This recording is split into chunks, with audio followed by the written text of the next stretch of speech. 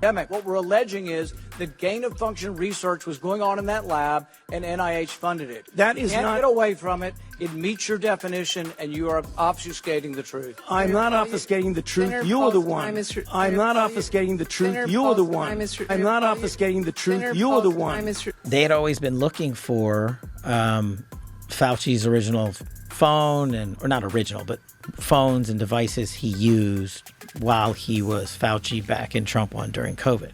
And nobody had found it till 2 days ago. I guarantee you he knew nothing about what he was signing. I guarantee it. So they're going to figure it out, and we'll see what happens. These days, protecting your personal information online isn't optional. It's essential. That's why I use Surfshark VPN. When I'm traveling, working from a hotel, or logging into a public Wi-Fi at a cafe, Starbucks, wherever you name it, I do not take chances. Surfshark encrypts all my internet traffic so no one can spy on what I'm doing, steal my information, or target me with invasive ads. And I took it a step further with Surfshark One, which is their all-in-one package. It includes Surfshark Alert, which monitors my emails, my credit cards, and my ID for data breaches. If anything gets leaked online, I'm notified immediately before it becomes a bigger problem. Surfshark gives me unlimited device coverage, so I'm protected across all my devices. And with servers in over 100 countries, I can access content securely from anywhere in the world. All you gotta do, y'all, is just visit surfshark.com/Tatum or use code Tatum at checkout to get 4 extra months free, plus a 30-day money-back guarantee. If it don't work for you, get your money back. Again, that's surfshark.com/Tatum. Protect your data, please. Therefore, you can protect your future. My goal for you guys is to always be the one that presents you with the truth. I don't care whose side gets offended. This is one thing I have a problem with when it comes to Donald Trump. I'm just going to throw it out there. We've been talking about this Autopen thing. We've been talking about Dr. Fauci's pardon and clemency from all these other people done with the Autopen. And Donald Trump and others have been claiming that somehow this is people are going to go to jail over it. And that should be like, I don't know why he does these type of things. I'm gonna let you play the clip so you can. I'm gonna play the clip so you can hear what he says, and then I'm gonna tell you why I'm frustrated with the fact that we even bringing up this Autopen thing without giving the full context. But I'll give you the full context here in a second. But roll the clip. Thank you, Mr. President. On a separate topic here, President Biden, of all people, spoke to the New York Times over the weekend. He did not speak to them on the record during his time in office at all, but he spoke to them recently. And he defended his use of the Autopen and said that he signed off on every decision. But at the same time, the Times reports that he did not individually approve each name for the categorical pardons that applied to large numbers of people. What are your take on that? Any new revelations from that? Well, I mean, you're talking about the Autopen. Look, the Autopen, I think, is maybe one of the biggest scandals that we've had in 50 to 100 years. This is a tremendous scandal. And I know the people on the other side of the, see that desk, that Resolute desk? Unfortunately, he used it before me. But, you know, we have our choice of 7 desks. They're all beautiful. But I chose the Resolute, and so did he, unfortunately. But the people on the other side of the Resolute desk, I know them. Lisa, the whole group, and they're no good. They're sick people. And I guarantee you he knew nothing about what he was signing. I guarantee it. So they're going to figure it out, and we'll see what happens. But to me, the Autopen, you know, you elected president. You know what the Autopen is supposed to do? Sign thousands of letters from young people that write. We get thousands of letters a week, Susie, right? Thousands. I mean, tens of thousands sometimes. I look at a room, there's a room where we have many, many people working, responding and sending letters back. That's what an Autopen's supposed to be. To write to a young 7-year-old boy that writes to the president and he wants to be president someday and he loves America. That's what the Autopen's supposed to be. It's not supposed to be for signing major legislation and all the things. No, the Autopen, and I doubt he knew. I doubt they even spoke to him about it. I think they had, it's called a freewheeling Autopen. All right, so you heard a little bit about what Trump had to say. Now, this is my thing. I don't have a problem with Donald Trump talking about this. I don't have a problem with Donald Trump bringing up the issue. The fact that bothers me is that nobody's going to go to jail over this stuff. Looks different. It looks authentic. In fact, if you look at the last name, it almost looks like the president was having a hard time spelling his last name there. Is this White House of the opinion that the only pardon that would count is one that the president signed himself? It's very interesting. Very interesting props. If you want to bring them to my office later so I can take a closer look, I would like to do that. The president is making a good point when he discusses the usage of the Autopen. Who was running the country for the past 4 years? Perhaps those documents were signed with the Autopen, something that this, I believe the Department of Justice is looking into. As you saw, Ed Martin made an announcement at the Department of Justice this morning to launch an investigation because the American people deserve answers. Is there any concern that this president, who won the election on a promise to fix the economy and close the border, that focusing and scrutinizing these Biden pardons is looking into the past instead of looking forward? I think in comparison to the amount of time this president has spent on securing the border, on fixing our economy, I just read out for you an entire list of economic accomplishments. Look at the border numbers. Look at the time and effort he's divulged into solving the global conflicts abroad. It pales in comparison, but it still, nevertheless, is a very important issue. And it was a huge issue that sent the president back to this White House. The Americans saw with their own eyes a mentally incompetent president, and they want answers for that, and the president believes they should have. I mean, we just had a great breakthrough this week on Fauci. So Senator Rand Paul, Senator Kennedy, and I hate naming names because I always forget people, are doing a great job with us on COVID origins. And we've got multiple investigations open on that. But they had always been looking for Fauci's original phone, or not original, but phones and devices he used while he was Fauci back in Trump one during COVID. And nobody had found it till 2 days ago. Really? Yeah. Now, look, your audience and everybody listening to it shouldn't jump to the conclusion everything's in there. We'll look at it. We'll pull it. We'll rip it, as we say. And maybe it's deleted. Maybe it's not. But at least we found it. And at least now we can tell the American people we've been looking, because it is of public importance to figure out, did that guy lie? Did he intentionally mislead the world and cause countless deaths? We owe those answers to the American people. And the best evidence ever is always the people's evidence who created it. And so now we're going to go and exploit those hard drives. But I think a victory for the American people that we broke with Congress is that we did find it. We're not done. We're still looking. And we're on the case. We also need a special prosecutor to investigate the origins of the COVID-19 vaccination. I call on the Attorney General to charge Anthony Fauci for lying to Congress. And when, in his legal defense, he argues that he cannot be charged because he has a preemptive pardon, the government can finally test the legality of the Autopen in which all of those documents should not be honored. We continue to bring up these issues. We continue to have this in my opinion, this false outrage when nothing is going to happen to these people. Like, I wouldn't mind us bringing up the Autopen situation if it was unconstitutional to use the Autopen, if no president has ever used the Autopen. I get what Donald Trump is saying, that it's not supposed to be used this way, but there's no law in place that says you cannot use it this way.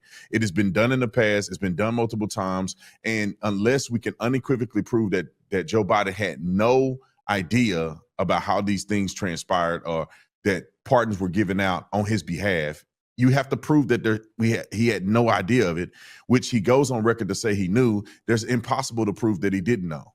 And the thing that bothers me, and this gets to the Jeffrey Epstein thing, is that I think that we live in an age where our politicians are almost like social media content creators, more so than political people who take a stance, and they're mindful of the things that they say and the promises that they make. The problem that I see happening all too often is that we jump off the cliff to go viral, to say something about Fauci, to say something about the Clinton Foundation, to say something about these things, when the people in government either know or they refuse to they either know they can't, or they refuse to prosecute people on these things. They take us through this rigmarole process where we are thinking that people are going to be held accountable, that people are going to go to jail, that people can get indicted, that will get indicted, that should be indicted, and then they get in the office and nothing happens. And a lot of times the reason that nothing happens is because they know nothing can happen. But they like to sell us a nightmare so we can get all riled up and we can vote and we can become passionate. But they know for a fact they're never going to accomplish the things that they say they're going to do. This is what bothers me about these not false conversations, but these pointless conversations. Why are we talking about Joe Biden and the Autopen at all if we're not going to prosecute him and there's not going to be a legitimate investigation? He's not going to go to jail for any of this stuff. Why are we even talking about it? Like, the people have better business to take care of than to be listening to all of this fake outrage that's never going to result in anything. Hillary Clinton is not in jail. Director Comey is not in jail. Mueller is not in jail. Bill Barr is not in jail. I mean, you go down the list. Biden is not in jail. His son is not in jail. I mean, none of these people that have been doing nefarious things for a significant amount of time is ever getting prosecuted or ever going to see jail time. And I personally believe, whether it's the attorney general, whether it's the president of the United States of America, quit talking about things that you cannot guarantee that we're going to see justice in. It just makes us perpetually upset about things year in and year out when you guys know it ain't even a big deal. Let me give you an example. This whole Epstein thing has been such a catastrophic failure, in my opinion, on behalf of this administration. The first time and the second time Trump has been in the office. Why? Because the investigation and the arrest of Epstein happened under Trump's administration. Bill Barr is the one that, pretty much brought the prosecutory charges, and Epstein was imprisoned in 2019. So therefore, the investigation had gone on. The facts and circumstances surrounding the affidavit to arrest Jeffrey Epstein was already things that had been investigated under the Trump administration. He was put in jail. Nothing was disclosed then. And then we had 4 years of a nut job. And then we come back and then nothing is disclosed now. But yet Don Jr., and nothing against Don Jr., I love all those guys, but they were on television incessantly saying that there's an email list and all these pedophiles on the list. This is why people are afraid. They don't want to come out because they're afraid they're on the list and they're going to get indicted, and this is a pedophile ring and all this other stuff. And then now what do we have? Absolutely nothing. They're literally as if they're mad at us for even questioning the fact that there was supposed to be this list. Pam Bondi was asked, what about the list? She said, it's on my desk right now. I haven't reviewed it yet. And then all of a sudden, there ain't nothing there. Let's close the case. It's been a catastrophic failure. And the failure happens, and I'm not sure where it started. Because I don't know if the failure started because there was never any there. But they wanted to be salacious, and they wanted to make us keep coming back to their podcast and listening for this juicy news and this tea that was really never verified. And so now that they get in the office, there's no there. And all this false, equivalent information of whether we're going to justifiably put people in prison or not, or whether there's this huge pedophile ring, was probably never a thing. That's one theory. And therefore, when they're in office, they don't have nothing to show us anyway. But things that had already been released under the previous administration, redacted content, and then now they're saying there's really no list. So it makes me upset because either before they lied to us and was deceptive and pushing motives with no verification, or they are deceiving us today, which is another kick in the face, which is another situation where we're like, well, who's going to be held accountable? The answer is nobody. It just bothers me. And then the way we're disseminating information. Pam Bondi made it a big deal. Kash Patel made it a big deal. Everybody made it a big deal. It seems that Trump don't care about it. Can you guys get on the same doggone page for once? You're an adult, or you guys are adults collectively. Get in a room and say, hey, the people are really concerned about, or people are really finding interest in this Epstein thing. Let's find a way to coordinate a presentation for the people as to our findings, why we found the way we have, and why there's no there when we've been saying it for the last, I don't know how many years. And it's the same thing with this Autopen. Let's stop talking about things unless people finna go to prison. If Hillary Clinton ain't going to prison, why waste the time? Let's talk about things that the American people are interested in. And this brings me to my next point. And you guys know, and I think some of you guys disagree with me on this, but I cannot stand Tucker Carlson. I cannot stand Tucker Carlson. I can't stand him. I normally don't want to say it publicly because I don't want a riff in the party, but I can't stand him.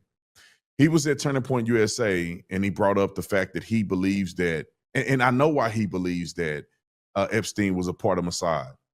And I think it's because he literally had been bitten with the anti-Semite bug, and now everything he think about has to be correlated to the Jews in a negative way. This is what I will say. There is no evidence that we have, to our knowledge, and investigatory evidence, whatever you want to say that Epstein was Mossad or he was acting on behalf of the intelligence from Israel. Now, could he be? Yes, you can have a theory. You can have a hypothesis. We need to investigate. But when you have somebody coming out and making a declarative statement and then gaslighting and shaming people who would dare question him and say, why are you saying this when you don't have unequivocal evidence of it? He could have been part of our CIA. How do we know? And this is what me and my wife talk about, and we don't always agree on it. How do we know he wasn't a part of the CIA? How do we know he wasn't a part of the CIA and Mossad? How do we know this guy just wasn't a prolific pedophile that was into nasty sex stuff and had a lot of money to do it? How do we not know that he wasn't blackmailing people? Or maybe he wasn't blackmailing people, or maybe he was. He was just blackmailing people on his own behalf versus blackmailing people on behalf of a government entity. To me, this is what I tell people.